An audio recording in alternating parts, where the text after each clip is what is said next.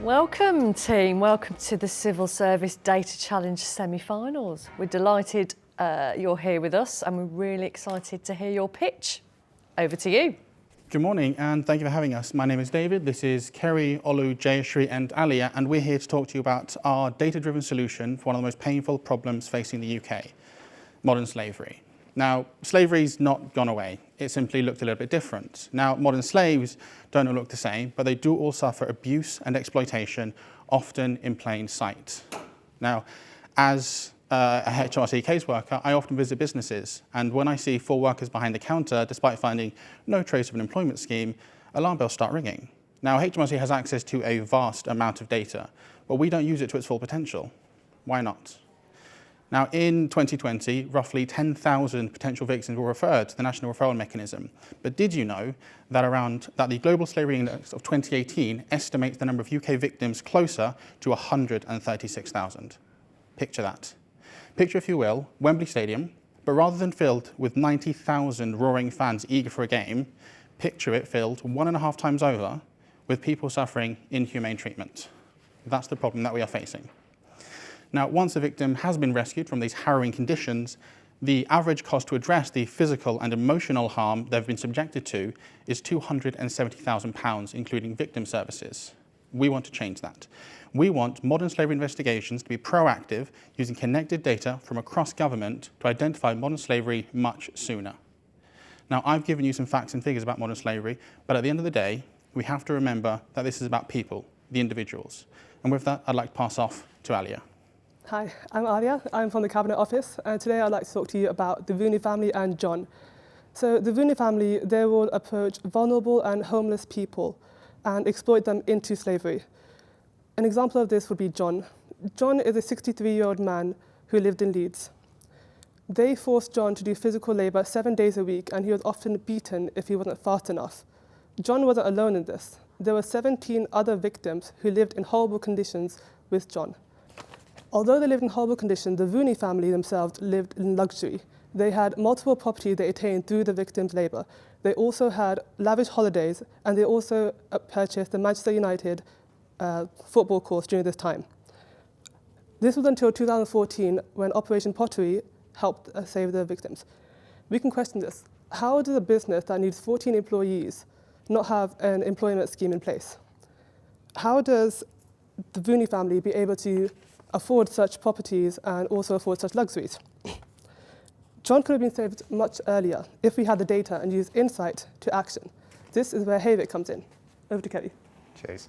Hi there, I'm Kerry. I'm a business architect for the Home Office, and I'm just going to talk to you briefly about our solution, HAVIC.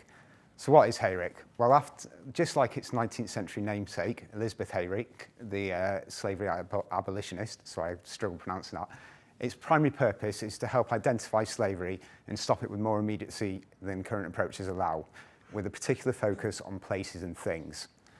So HAVIC we see as being an information indicator dashboard that sits on the Home Office's technical estate, and it will look to gather data sets from across government that are already collected and perhaps from further afield as well, and combine these to produce real powerful indicators of where modern slavery could be taking place in the UK, and in particular, labour exploitation. The indicators that HAVIC will use won't just be made up from scratch. We'll look to use analysis of systems and processes that are already in place, such as the National Referral Mechanism, to make sure we identify indicators that are delivering true insight from the data sets we identify. And this could include things such as looking at HMRC data, looking at where there's businesses with a large financial footprint, which is quite large to their relative size, and they have no employment scheme, as Leah referred to earlier, or potentially looking at data sets from across various government departments to identify, again, businesses that have got multiple residential properties, got vehicles like a minibus, but it bears no relevance to their primary purpose business, what's going on there. HAVIC itself we see as having 2 primary modes of operation. The first being a self-service platform that our users can access at any point in time to help inform their anti-slavery investigations. But secondly, and most importantly, the proactive approach, which would be a notification and alerting function that will allow users to know as and when an indicator threshold has been exceeded and make them aware of this potential instance of modern slavery occurring. And this will allow them to react to it more proactively and intervene earlier than currently. Just bear me a second. When it comes to HERIC itself, we see it as being configured to the needs of various user groups. And this means that we'll be able to apply filters such as looking at geographical location, looking at certain demographic groups, or even looking at business types so they can make sure that they're seeing the information that they need to see. And in addition to this, with the indicating function, they'll either be able to choose to use the thresholds that are set on the indicators as per the HERIC, what HERIC is defined, or they again will be able to tweak those indicators to meet their specific needs so they're only alerted as and when they feel they should be, which is very important. The user base we see for HERIC has been quite diverse, coming from across central and local government and perhaps even further afield. Potential users could be law enforcement agencies who might use it to either instigate or help enhance their anti-slavery operations, or perhaps even local authorities and their social service teams who want to actually get an idea where pockets of exploitation might be occurring in their local communities. It's important to say with HERIC, the proactivity won't just be in its alerting functionality, but in the way that it'll also look to learn from ongoing successful and unsuccessful anti-slavery operations to help further refine its measures over time and make sure that we're keeping up to date with the trends in modern slavery. Modern slavery is not a new problem, but our approach using HERIC to focus on places and things is a new approach to tackling it. I thank you for your time, and I'll pass you on to Jayashree. Hello, good morning, everyone. I'm Jayashree Sadanand from Digital Data and Technology from within Home Office. I'm here to talk about the potential benefits of using HERIC and how you can help us take this further. We seek your help in connecting potentially unused data sets or traditionally non-traditional data sets, like to bring together unusual trends in data so we can inform our users of the trends within modern slavery. We believe by connecting multitude of data sets, we can continuously learn from it and establish the multitude of trends that is leading to the modern slavery occurring in the UK. We can then collaborate and complement the already existing modern slavery initiatives happening within UK. We can also provide opportunity to feedback results from our frontline operations or the local and central government authorities to feedback, so we can apply these for a top-down holistic approach to attack modern slavery and to prevent for a long-term future of this. Obviously, we know we need to stop this and stop it sooner. And we need multitude of ways for this, and HERIC is a newer approach that we want to try.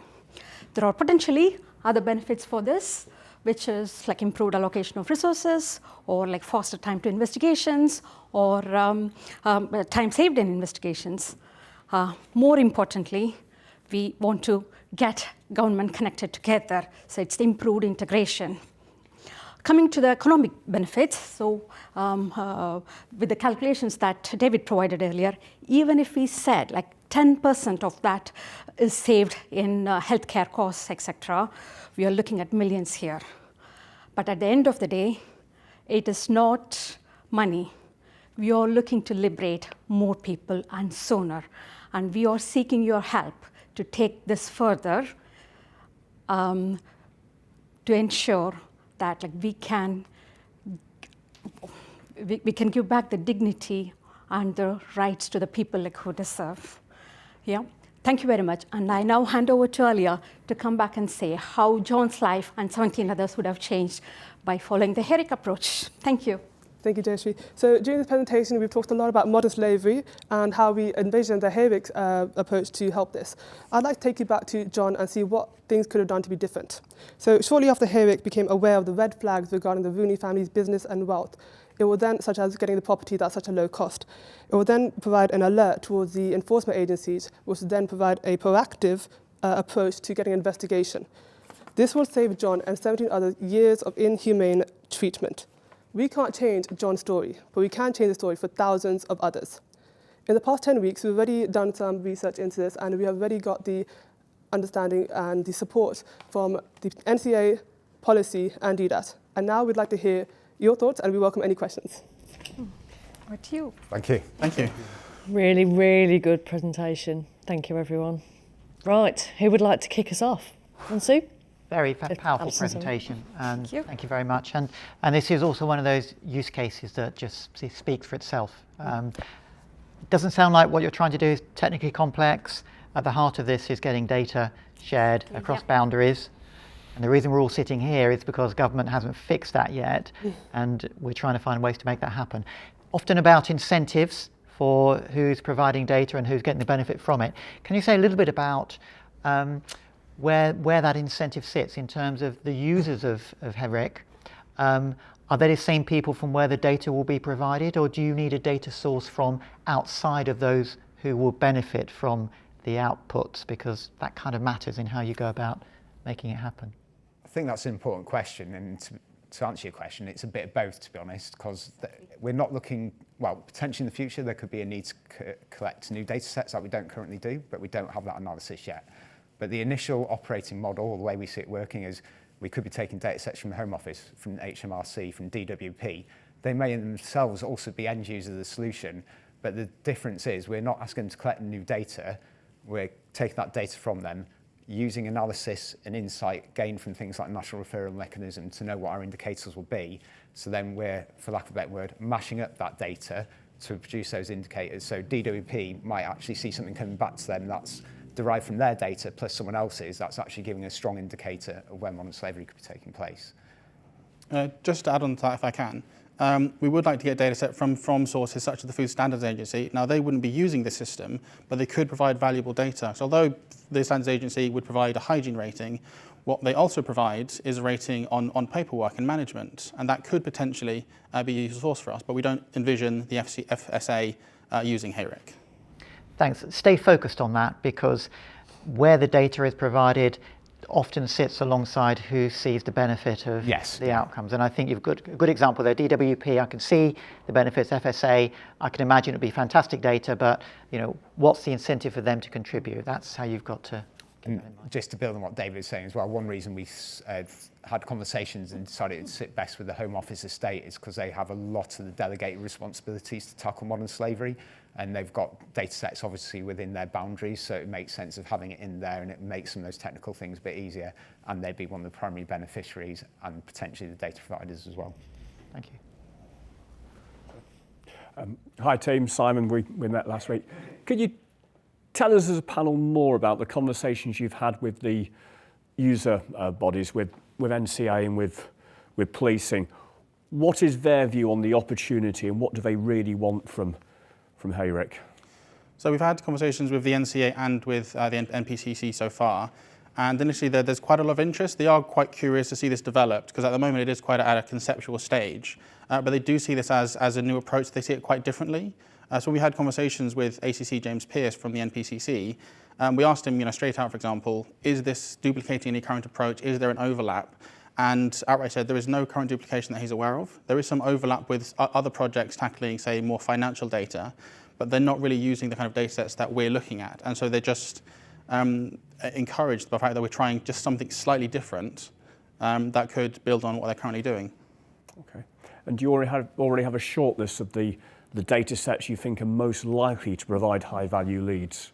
We have a list of some data sets that we could be or looking to get at, but if we make it through to the final, we're looking at having a conversation with more partners across government and external stakeholders just to build up a bigger list. Because ultimately we see that one data point on its own doesn't really say much, but the more data you get, the more pieces of the jigsaw you get. So our list will be amended. Yeah, and I'd certainly encourage you, if you made it through to the final, to take that further and to really work the feasibility of bringing that data together to get the lead. See if you can do some piloting. Yeah.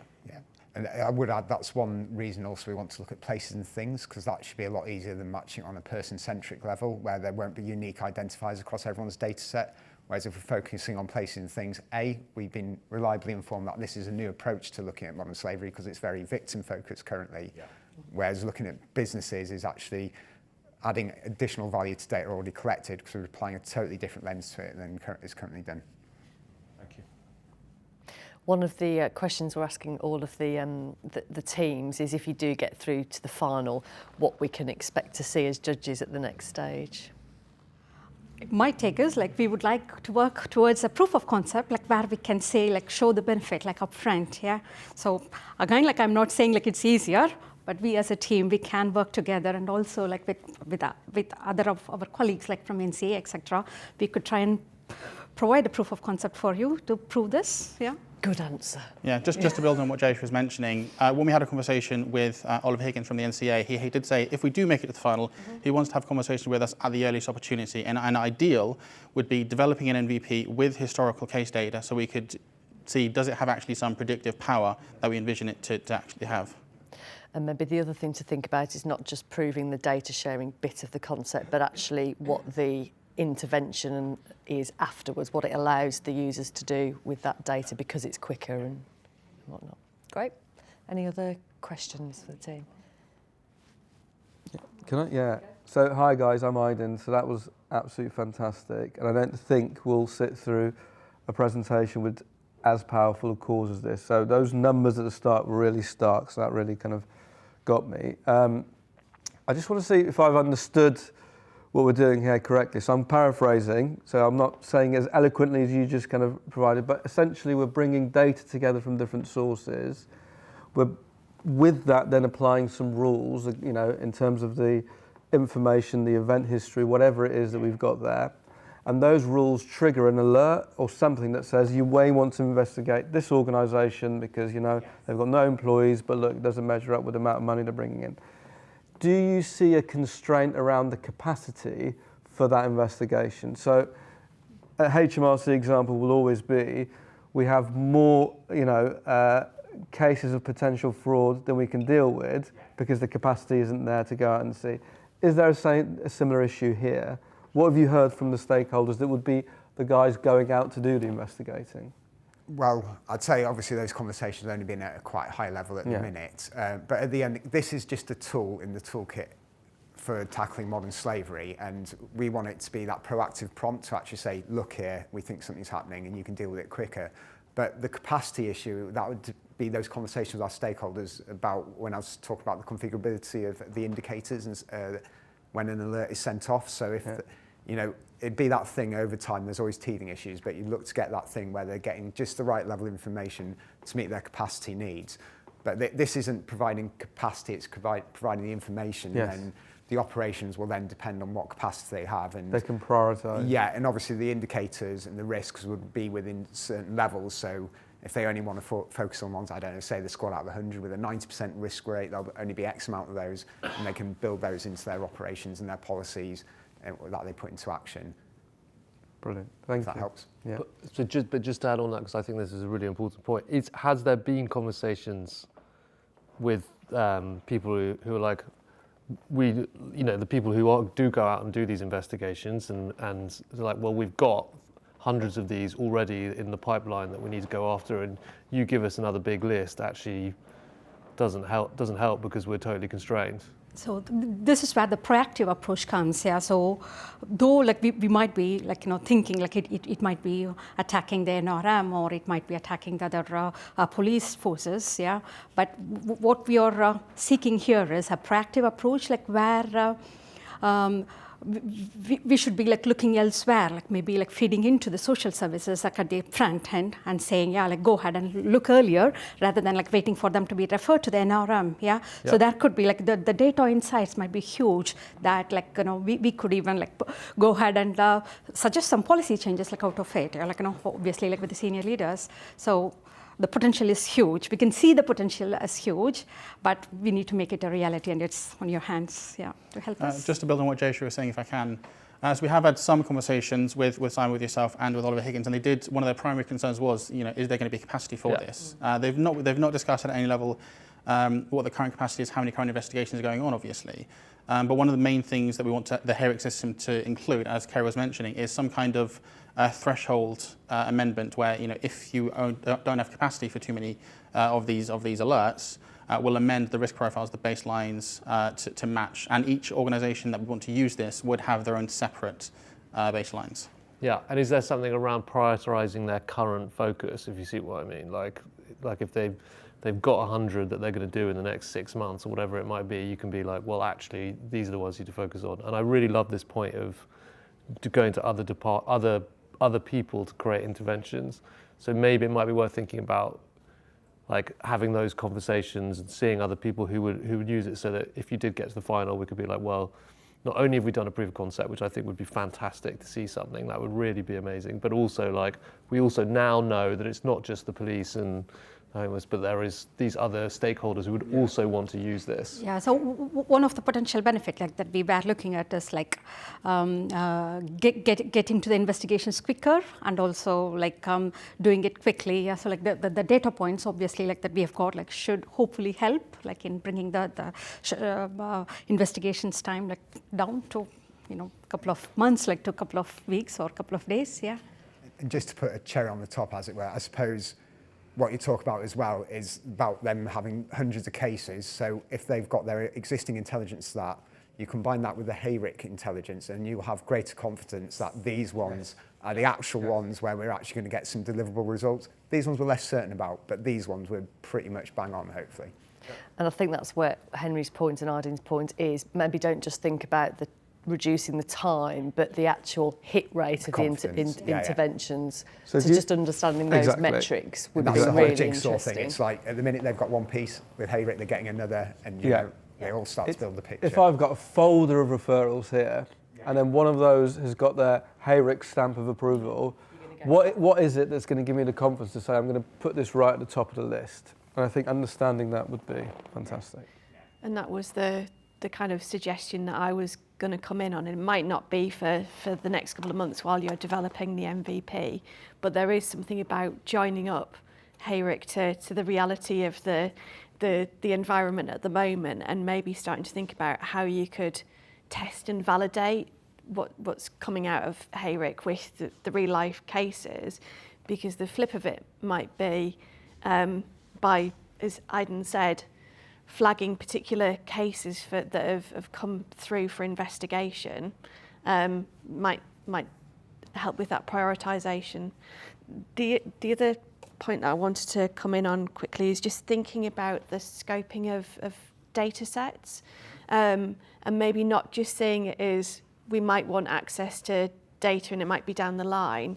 There's something powerful in getting those organisations who are real stakeholders from the outset and potential stakeholders in and agreed on a common purpose. Because when we see these multifaceted programmes succeed, it's because the people were in the room from the outset, and when they seem to take a long time, it's because we've got, and now we're adding on with this organisation. So maybe a thing for you to think about is how you generate that list of potential data sources, but tag those to organisations. Can I add here? So I think this is where something we said earlier is useful that comes in. So one of my favourite phrases is life must be lived forward but can only be understood backwards. And that's why we talked about using insight from the National Referral Mechanism. So to identify our initial candidate data set, you'd be looking to say what's happened before, what actually turned out to be a successful operation, and kind of like reverse engineering the case. So it starts with the victim, but you look at all the things that happened before it and where those data points could be, and then you actually know who we need to start speaking to actually build out that MVP case and what data sets we need. So that's why we talk about using analysis and insight from what's gone before, because otherwise we're just shooting in the dark. And can I build on that point around how the outputs from HARIC fit into the broader context of intelligence use, etc. And I always worry when I hear dashboard, because there's a risk it becomes an endpoint in its own right. But actually, the power of what you've got here is how it supports those broader contexts. So if you end up coming back, it would certainly be worth having an explanation of where this sits in the context of data flows that HARIC will then support beyond purely the kind of modern slavery challenge in itself. Yeah, very good point. Any final questions for the team? No. Well, thank you very, very much indeed. Really great presentation. Thank you. Thank you. Thanks, team.